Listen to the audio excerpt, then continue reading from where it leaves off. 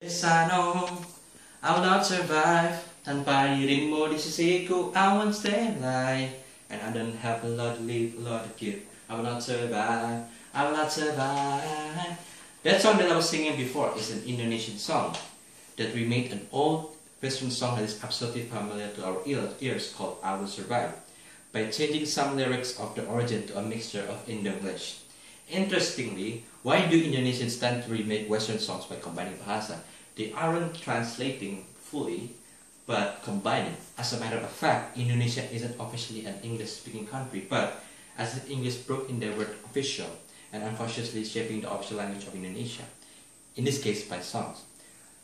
Are we losing our identity as an Indonesian? That will become our reflection of the day. In all honesty, it all originated when Western songs were so globalized throughout the world, especially to Indonesia.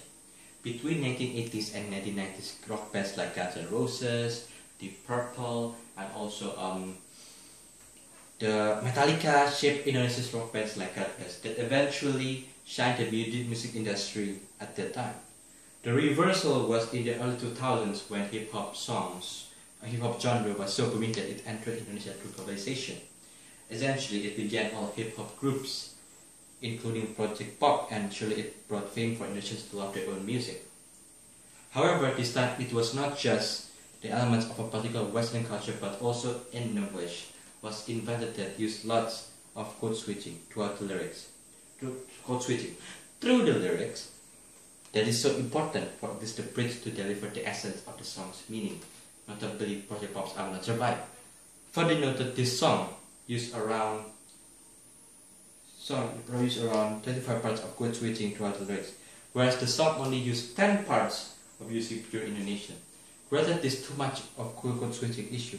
It reflects that the author is so lacking in his creativity on using his own language, as if it's hard to use his or her own language to suit the lyrics. Then he or she needed to use English to be more easy. The too much code switching indicates that the author is not just hard in a particular sentence, but to a large part he needed to use easy code switching of English to suit the lyrics, compared to using his own original language, which is for him so hard to suit the lyrics. Furthermore, Indonesians fell in love with Western songs, just like the first sentence of the text. Ku suka lagu, I will survive. That they wanted to learn English, and soon they discovered that English is far more superior, that there is a need to imitate the Western elements and English language to songs. That they thought that it became the common sense for Indonesians' definition of making a creative song. Under those conditions, the author had strong reasons to use English.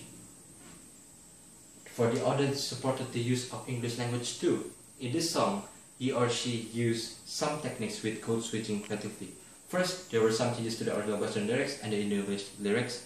From the title, the author changed it to I Will Not Survive, that shaped the whole lyrics, turning the song to be a bit pessimistic. Whereas the original song is more optimistic. For example, in I Will Not Survive, the lyric is, I think I'm wrong, please come back home. While the original lyrics is, I grew strong and I learned how to get along. In reality, the original song reflects the Western culture to keep surviving for love, but in Indonesia, it's realistically hard to move on and forget that one's true love. The elaborate pessimist lyrics purports the message of the song by using less refrain and more stanzas to tell the message. Furthermore, the creative use of alliterated code switching elaborates further the lyrics. For instances, I think I'm wrong, please come back along, ends with and you have that stupid look and I look stupid too. That's also illustration. In conclusion, English really increased the fame of Indonesian songs that could reflect the reality of Indonesians about having relationship. More dynamic, and also it is more easy to compared to using bahasa Indonesia. Moreover, it defines that a non-speaking English country like Indonesia can still be affected and influenced by English. It minimizes the use of bahasa Indonesia, and since language defines the identity, in this case, Indo-English, are we losing our identity as an Indonesian? No.